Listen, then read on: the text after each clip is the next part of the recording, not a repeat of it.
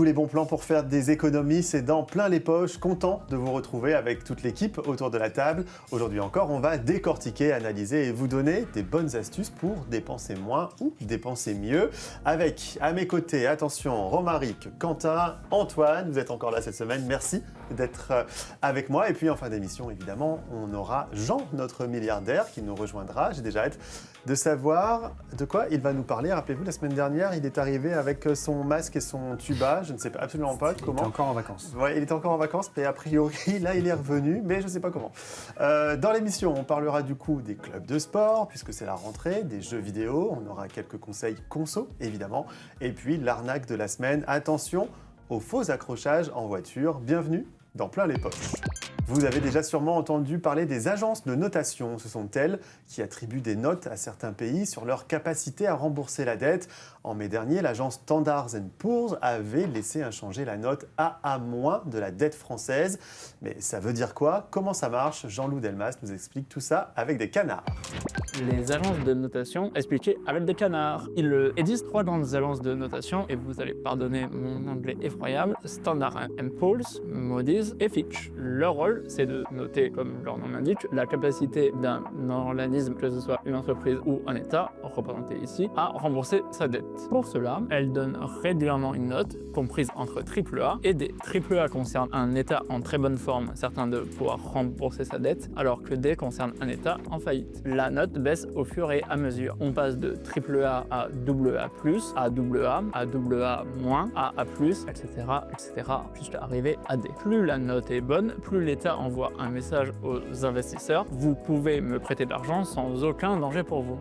Du coup, l'État contracte des prêts avec très peu d'intérêt, ce qui est super arrangeant pour lui. Il dépense moins d'argent. À l'inverse, un État avec une mauvaise note est vu comme peu fiable pour rembourser sa dette. Vu le risque de faillite et donc de ne pas être remboursé pour les créanciers, ces derniers vont demander un beaucoup plus gros taux d'intérêt. Cette note n'est pourtant que purement indicative. Elle n'engage à rien et n'oblige aucun taux d'intérêt. Néanmoins, vu qu'il existe que très peu d'autres indicateurs fiables, les agences de notation sont très observées. Mais une fois d'accord, être très observé ne veut pas dire être écouté. Ainsi, entre les années 2010 et 2020, la France est passée de AA à AA- comme note, sans que ça change quoi que ce soit à ses taux d'intérêt. Comme quoi, des fois, les agences de notation, ça laisse pas 3 pattes à un canard.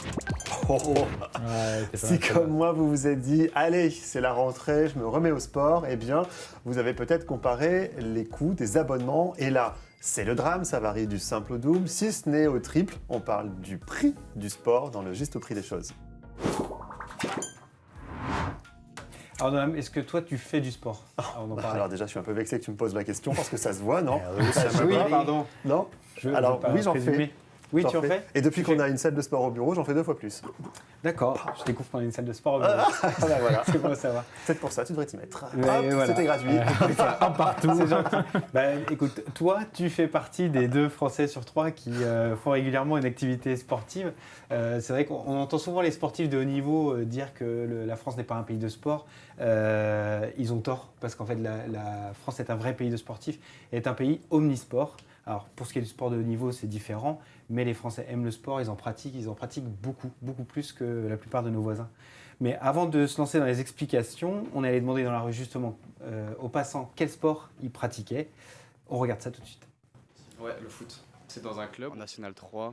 Ouais, je vais à la salle de sport. Avant, je faisais 5 fois par semaine, puis après, j'ai commencé à travailler. Là, j'ai réduit à 2-3 séances par semaine. Ouais, alors moi, je cours 3 fois par semaine. Je fais de la boxe française.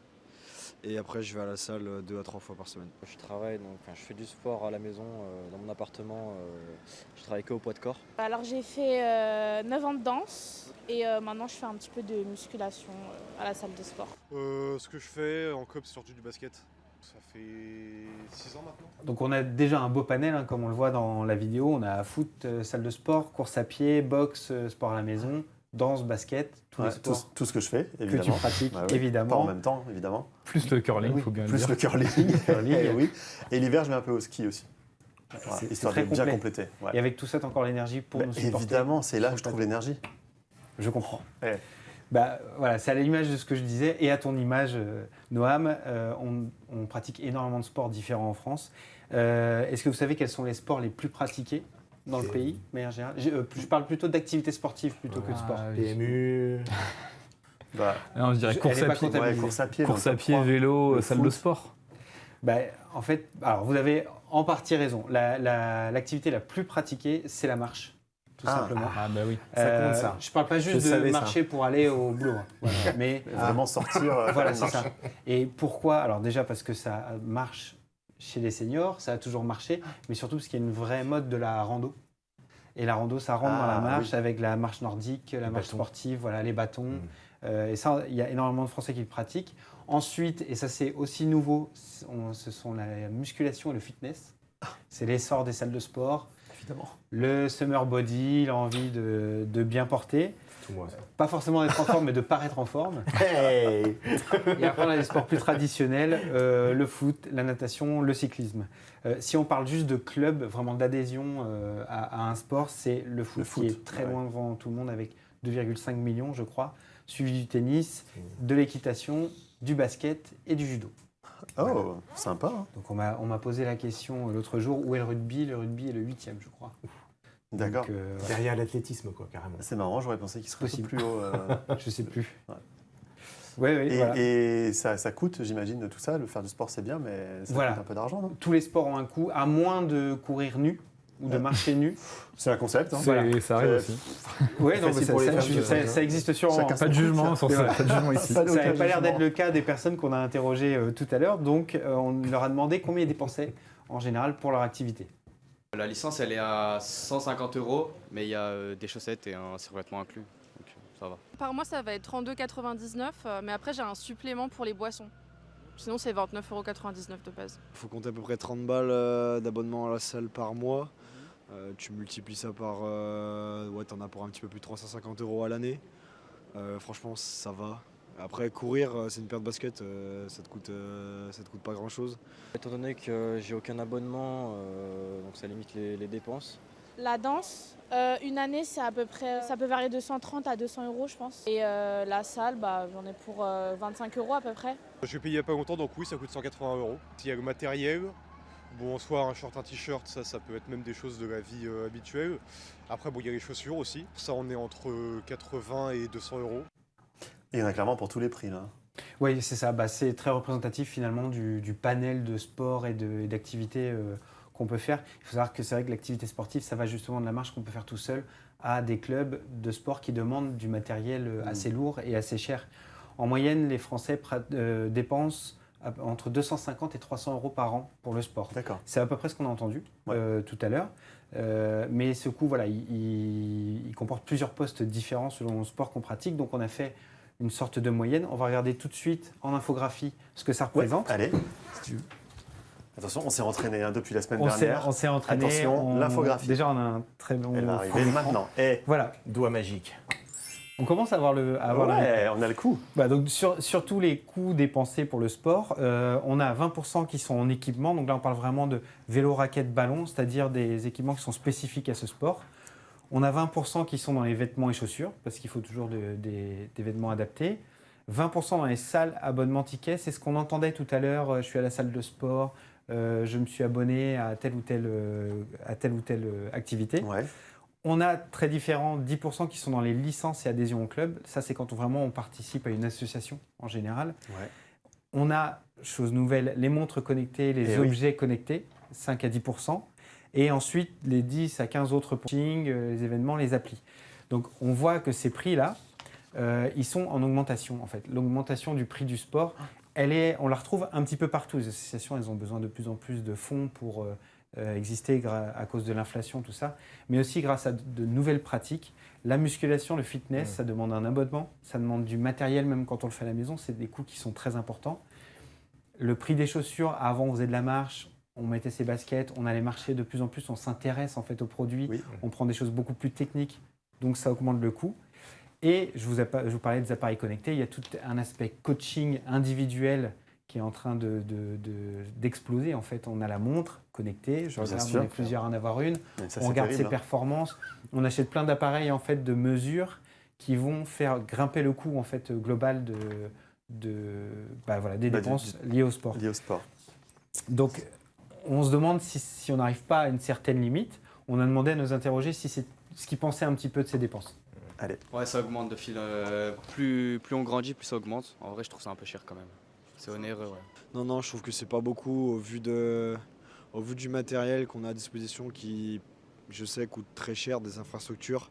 Je pense qu'il y a suffisamment de choses en France aujourd'hui qui sont pas chères, voire même gratuites. Et donc pour moi ça me choque pas que ça soit à 30 euros. Payer pour faire du sport c'est pas obligatoire, loin de là. Il y a plein de jeunes qui ont commencé la salle de sport en faisant un poids de corps chez eux et c'est déjà très bien, quoi. Alors moi j'ai la chance d'avoir un abonnement qui est ancien, c'est-à-dire qu'eux ont changé leur contrat entre-temps et du coup les prix ne sont plus les mêmes. Aujourd'hui avec le marketing et tout, ils ont changé les contrats qui sont plus aussi intéressants qu'avant. Des vêtements de sport, un tapis, et, franchement c'est quasiment rien, c'est même pas 100 euros, donc franchement c'est... En comparaison avec d'autres sports, je pense que c'est moins cher. Après, pour moi, c'est un coût que je peux assumer. Par rapport aux 2-3 dernières années, non. Après, par rapport à la première année où j'en ai fait, je sais pas du tout. Au niveau des salles de sport, j'ai essayé de prendre au moins cher, donc je saurais pas trop vous dire, mais en tant qu'étudiant, je trouve ça un peu cher quand même. Voilà, on l'a dit, ils sont plusieurs, hein, ces personnes interrogées, à dire que ça commence à être cher. Effectivement, depuis le Covid, on a constaté une augmentation moyenne de 25% des dépenses liées au sport. Donc on l'a dit, il y a cette professionnalisation, il y a la recherche un petit peu de matériaux plus techniques et d'objets connectés. On a une des personnes interrogées qui le rappelle, il est toujours possible de faire du sport sans se ruiner. Ça peut être la course à pied, ça peut être le sport au poids du corps, tout ce qui est musculation fitness, la calisthénie, ces choses-là. Et sinon, on peut toujours trouver certaines associations qui sont beaucoup moins chères grâce à leur manière de fonctionner que la salle de sport où on va payer souvent une blinde pour se regarder dans le miroir. Exactement. On sent le mec qui fait petit retour de, tu vois. Ouais, allez hop, alors moi je me regarde pas dans le miroir. Il n'y a pas de miroir dans ma salle de sport. Très bien. En revanche, vous allez vous mettre sur la table et vous allez faire un peu de sport avec le poids du corps d'ici la fin de l'émission.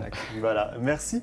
Romaric, alors la rentrée est passée, vous retournez au travail. Si vous avez un enfant, vous avez trouvé un système de garde évidemment, mais qu'en est-il de votre animal de compagnie? Notre journaliste Quentin, qui a un chat, un chien, des oiseaux et des poissons rouges peut-être, nous parle d'un business, celui du pet sitting. Oui, j'ai même un caméléon et 3 serpents, Noam. C'est pas trop compliqué de les faire garder du coup, les caméléons et les serpents. Et toi donc, tiens. Moi j'ai pas d'animaux. Eh bah parfait. Et bah du coup tu n'as peut-être pas besoin de faire garder ton animal, mais peut-être que tu aimes garder ceux des autres. Ouais, j'adore. Après le babysitting, c'est l'heure des dog sitting et des cat sitting maintenant qui est à la mode. D'après une étude, il y a 60% des Français qui déclarent confier leur animal de compagnie à quelqu'un quand ils vont voyager. En même temps, vaut mieux que de le laisser 3 semaines, le pauvre, sans rien manger.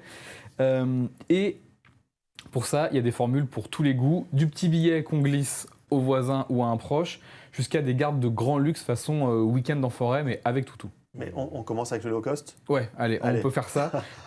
Si vous trouvez quelqu'un direct, sans plateforme, les prix, ça se négocie, mais vous pouvez généralement partir à partir de 12 € par jour, un grand minimum quand même pour un chat ou un chien, parce que ça peut monter assez vite. Si vous êtes dans une grande ville, si votre animal de compagnie par exemple doit prendre un traitement, un régime alimentaire particulier, s'il doit sortir un peu plus souvent qu'un autre, pour ce qu'on appelle les nouveaux animaux de compagnie, alors ça a un nom, pourquoi nouveau je ne sais pas, mais tout ce qui va être le rat, le furet, le reptile, c'est un peu moins cher, normalement il ne faut pas éviter de le sortir en laisse normalement, donc on compte plutôt autour de 8 € comme prix de départ.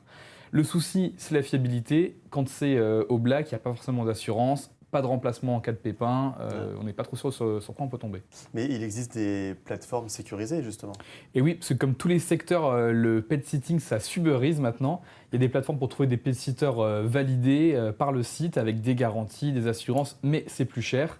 Là, ça peut chiffrer. J'ai vu passer moi par exemple 90 € pour un week-end de 4 jours par exemple. Ah ouais, quand même. Donc environ, on va dire, une grosse vingtaine d'euros la journée, quoi. Ouais. Oui, c'est quand même un petit budget. Et si j'aime vraiment beaucoup mon animal et que j'ai vraiment beaucoup d'argent... Et bien si tu es comme Jean par exemple, pour ça tu auras des pensions haut de gamme ou même des dog walking premium parce que dès qu'on est dans la richesse, on parle anglais. On va emmener votre chien se promener en grand air en forêt comme je disais. Alors il y a des endroits, parfois des boutiques d'animaux, parfois des endroits dédiés, comme Merci Murphy, Alpha Dog, Aux Belles Truffes à Paris.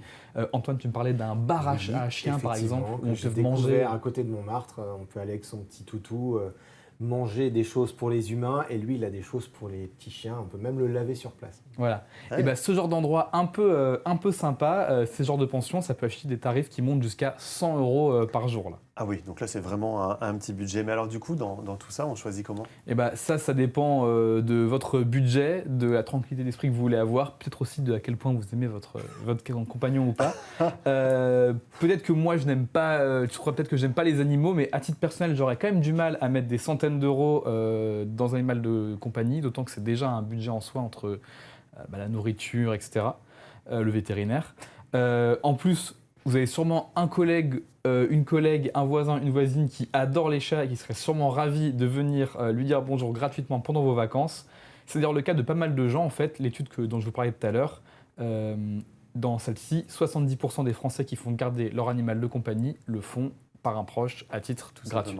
Voilà, bon. Merci beaucoup, Quentin. On en sait maintenant plus sur le pet sitting. Et j'en profite pour vous présenter quand même nos deux animaux. Là, juste derrière, vous voyez, vous avez Archie, qui est juste là, et Pompon, voilà, qui est juste là. On les salue, on leur fait des petites caresses virtuelles. Ils sont beaux, hein ? Oui. Non ? Qui sont-ils ? Ils sont mignons. Ah, tu veux vraiment tout savoir ? Ok. Alors Pompon, qui n'est plus là, c'est le chat de ma mère, que je salue également. Et Archie, c'est le chien d'Ami. D'accord. Voilà, tout ça très super. Voilà, qui se fait garder régulièrement. Voilà. Merci Quentin. Alors, ils surgissent au détour d'un carrefour, on change de sujet, ou d'un simple stationnement. Les faux accrochages se multiplient derrière ces mises en scène. De véritables escroqueries bien rodées ciblent les automobilistes. Les explications de Thomas Micho-Bielic. Imaginez, vous conduisez tranquillement votre voiture sur l'autoroute et tout d'un coup, derrière, un automobiliste fait des appels de phare et vous demande de vous arrêter. Une fois arrêté, la personne vous accuse d'avoir abîmé son véhicule lors d'un dépassement ou à la sortie d'un parking. Vous lui expliquez bien sûr qu'il n'en est rien, puis l'homme sort son téléphone et appelle son assureur. Il vous fait comprendre qu'il souhaite faire un constat en exagérant sur les réparations. Alors pour ne pas aller aussi loin, vous acceptez le marché qu'il vous propose et vous décidez finalement de régler une somme moins importante directement en liquide. Et voilà l'arnaque. Alors là, vous vous dites sûrement que ce piège est trop flagrant pour se faire avoir. Vous vous doutez d'ailleurs que l'assureur en question est en fait un complice de l'escroc et vous avez raison. Mais les victimes sont souvent âgées et vulnérables, notamment par l'effet de surprise. En Bourgogne par exemple, 2 personnes âgées se sont vues réclamer 1 000 € pour l'une et 1 400 € pour l'autre par des malfaiteurs. Alors comment protéger nos papis et mamies de ce genre d'arnaque ? Déjà, dites-leur de toujours établir un constat amiable. Passez uniquement par votre assureur officiel, ne jamais donner d'argent liquide même sous pression, et encore moins suivre quelqu'un jusqu'à un distributeur. Et en cas de doute, composez le 17 et notez un maximum d'éléments sur le véhicule et ses occupants, puisque les auteurs de ce type d'escroquerie risquent jusqu'à 5 ans de prison et 375 000 € d'amende. Chaque semaine, il se creuse la tête pour savoir dans quoi investir. Son but ? Gagner de l'argent, évidemment. Parfois, je vous l'accorde, ses idées sont un peu bizarres. Aujourd'hui, il vient nous parler de jeux vidéo. Il aurait pu choisir la PlayStation, la Xbox ou la Super Nintendo, mais non, il s'agit de Game Boy. C'est l'investissement chelou avec Antoine et c'est maintenant. Et il n'est pas génial mon lancement, Antoine ? Magnifique. Alors, ne me le cache pas, Noam, je sais que tu aimes jouer. Loup-garou, musique quiz. Évidemment. Est-ce que jeux vidéo ou pas ? C'est la question. Alors oui, mais c'est vraiment juste quelques jeux. Okay. Mario, par exemple. D'accord. Mario Kart, Mario Bros. Tu connais donc plus ou moins à ta manière le rétro gaming. Donc c'est vraiment un truc de fin gourmet. Hein. Je récapitule de façon vulgarisante. Il s'agit tout simplement de se replonger donc, dans l'univers vidéoludique de notre enfance, tel d'insatiable Peter Pan en manque d'un shoot du pays imaginaire. Eh bien, figure-toi que les écrans en gros pixels, les petites musiques simplistes, les quêtes et les casse-têtes agaçants de nos années 90 ont toujours la cote. Et pour cette chronique, je me suis donc intéressé à cet investissement chelou suranné et enfantin, la Game Boy.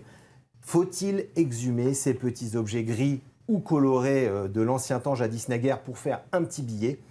Si tu as définitivement clos le chapitre de ton enfance et que ton cœur de pierre ne bat plus pour ces machins ardemment désirés en 94 par exemple, c'est un oui. Parce que figure-toi qu'on peut faire des plus-values quand même assez intéressantes, significatives. Et je te parle même pas des premières éditions rares de Super Mario Bros de 1985 qui peuvent se négocier autour de 660 000 jusqu'à 2 millions de dollars aux enchères. Soyons raisonnables, mais quand même quelques petits chiffres pour commencer.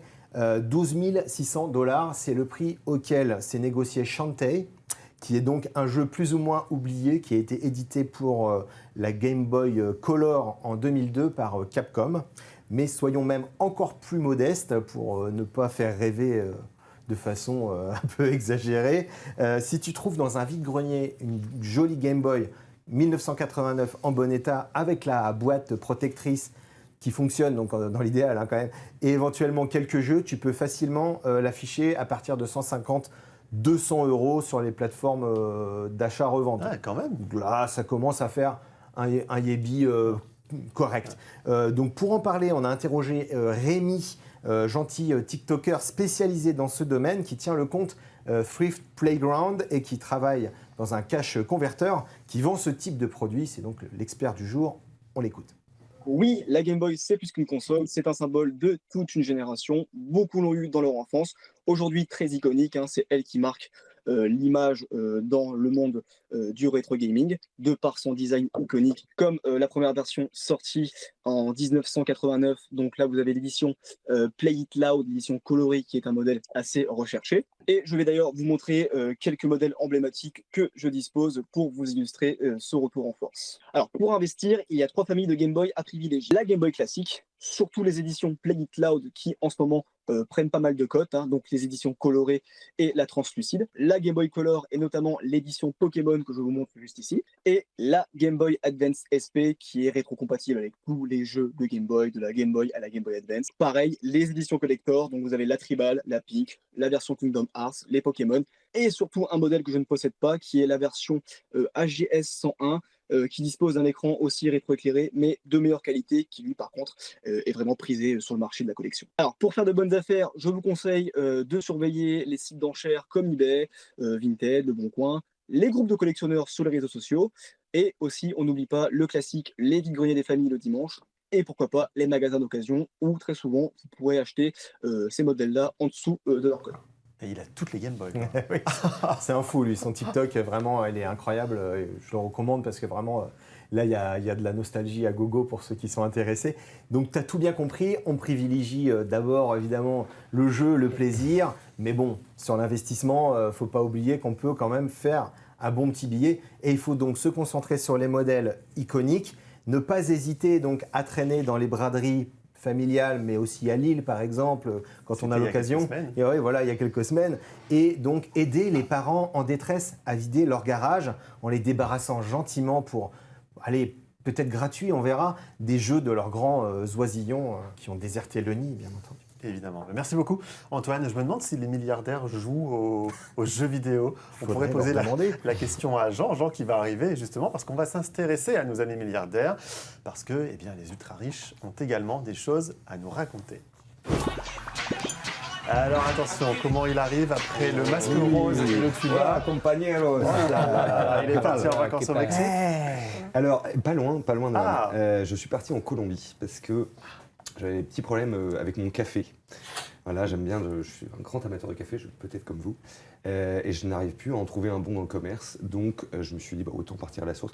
J'ai acheté une petite plantation en Colombie, voilà, et je fais mon propre café. Ça, c'est un peu du do-it-yourself. Voilà, c'est à distance, mais il faut aller en Colombie quand même. Exactement. On ne va pas parler de café aujourd'hui, on va parler de seconde main, voilà, de lutte contre le gâchis. Alors évidemment, ça nous arrive tous et toutes. On est sur Internet, sur les réseaux, on scrolle. Et là, on est pris d'un achat compulsif. Alors, on va acheter un vêtement, une paire de baskets, une visseuse sans fil, hyper utile. Je pourrais vous prêter la mienne si vous voulez. Ou alors un cuiseur vapeur pour faire des mochis maison. Voilà, bien. Pourquoi pas. Alors, le problème, c'est qu'on achète, on est super content. Et une fois l'excitation passée, le temps passe. Très bien. Puis après, le colis arrive. Toc, toc, toc, qui est là. Et on ouvre le colis. Évidemment, on a complètement oublié ce qu'on avait acheté. Ça n'a plus aucun intérêt. Et il finit au fond d'un placard. Par exemple, moi, l'autre jour, j'étais hyper emballé, j'ai acheté un petit manteau en vison pour chat, voilà, que j'ai commandé, il est arrivé, et puis après je me suis rendu compte qu'en fait j'avais pas de chat. Voilà, donc c'est complètement con. Voilà, donc je dis stop, sauvez la planète. Si vous avez des objets chez vous qui ne servent à rien, revendez-les. Voilà, s'il vous plaît. Mais ça, c'est plutôt bien comme démarche, c'est positif. Alors, c'est super bien. Ce que je vous propose, c'est de prendre l'exemple de mon ami Bill Gates. Voilà. Alors lui, il commande pas des aspirateurs sans fil, hein, il commande des méga yachts, voilà. Notamment le Breakthrough, un navire ultra, alors c'est évidemment ultra moderne, ultra luxueux, 120 mètres. Alors il y a 7 ponts, 15 cabines, un héliport, un cinéma. Voilà, donc bon, c'est du très classique, hein, évidemment, pour un méga yacht. Alors la rumeur dit que c'est donc pour lui qu'il a été fabriqué l'an dernier, et les médias américains surtout nous disent qu'il n'est jamais monté dessus. C'est ça qui est génial, il ne l'a jamais utilisé. Ok, voilà. Et il l'a acheté combien? Alors, tout ça c'est encore... inutile. Voilà, alors c'est vrai que dans ce genre de milieu, on est un peu off-market comme on dit. Ce qu'on sait, c'est que ça va être vendu là, fin septembre, à Monaco. D'accord. On parle de plus de 600 millions de dollars, wow. voilà, donc c'est quand même un gros jouet. Mais voilà, en fait, il va le revendre alors qu'il n'a pas utilisé. En fait, c'est comme le Bon Coin Vinted, on en parlait tout à l'heure. En fait, c'est vertueux, c'est de l'économie circulaire. Moi, je trouve ça hyper positif. Ouais, solidaire, vertueux. Alors, en plus, d'autant que ce navire, il avance à l'hydrogène, au biocarburant, la clim, les lumières, etc., c'est de l'énergie renouvelable. En fait, il est considéré comme le premier super yacht éco-responsable au monde. Voilà. Alors, le seul truc, c'est que moi, j'ai un ami récemment qui m'a dit mais est-ce que le plus éco-responsable, c'était peut-être de ne pas construire ce yacht? J'ai pas du tout compris ça. De ne pas construire de yacht. Je comprends pas. Voilà. Mais si vous avez compris cette vanne, écrivez-moi et vous m'expliquerez. Tu sais ce qu'on fera, c'est qu'en loge tout à l'heure, on va t'expliquer. À la fin de l'émission, on t'expliquera. Pas de problème. Bien. Merci. Tu repars en vacances, tu vas en Colombie chercher ton café, tu restes avec nous. On va organiser une petite dégustation en Colombie dans pas longtemps. Ok. Merci beaucoup Jean, c'est la fin de cette émission. Merci à vous tous d'être avec moi chaque semaine sur le plateau et merci à vous de la suivre. Vous pouvez retrouver l'intégralité de nos contenus sur 20minutes.fr et sur nos réseaux sociaux. On se retrouve la semaine prochaine à la même heure.